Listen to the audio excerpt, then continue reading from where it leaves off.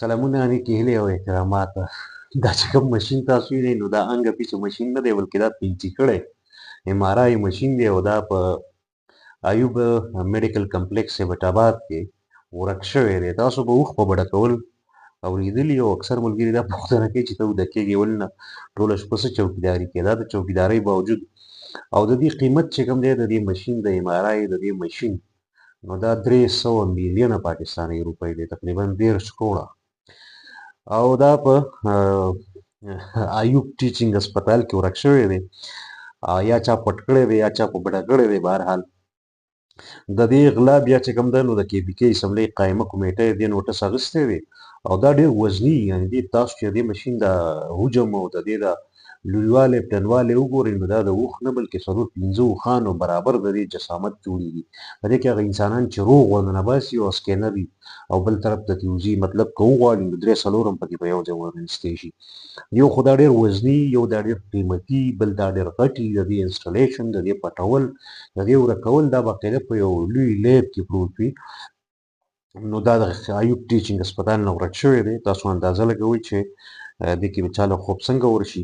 البته بیا په اجلاس کې سیکرټري او ډي جي صحت غیر حاضر وو او مشتاق غني په هغې باندې د خفګان اظهار کړی دی. بیا باقي افسران یې ویستي دي چې تاسو دا زه نه منم چې دا ایم آر آی مشین دی چا پټ کړی دی او ورک شوی دی، ځمکې وخوړ که اسمان راښکه. نو دا زما د وطن حال دی او دا په خیبر پښتونخوا کې په اولني ځل باندې دومره لویه غلا، یعنې غلا به د اربونو تیربونو شوي دا نه وایم نورو صوبو کې خیبر پښتونخوا کې به هم شوي، خو د هسپتال له دوايانې، د هسپتال له ایکس رې مشین، د هسپتال له پکې پیپ ټوټۍ یعنې مختلف څیزونه چې هغه منیجبل وي، فریج فریزر او نور بلا څیزونه دوایان خاص کر.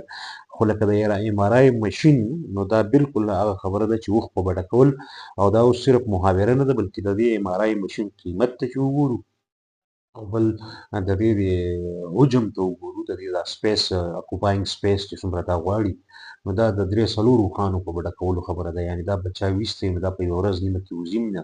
د دې چې ډسنټیګریشن کېږي یعنې مختلف پارټس یې ډسمبلینګ یې کېږي، د دې چې کوم اسمبلي شوي هغه واپس مطلب پارټس کې تقسیمول په هغې کې وخت لګي. هغه سکیلډ خلک غواړي یا د دې خپل ټیکنیشنز د دې انسټالیشن او بیا ان انسټالیشن او بیا موبیلیټي او بیا د دې موو کول د دې وړل اول نو دا واقعي ډېره زیاته د شرم خبره ده چې کوم تاسو او ویډیو به زه په دې سایټ کې کوشش وکړم چې ولګوم چې دا څومره غټ مشین تاسو ته به اندازه وشي.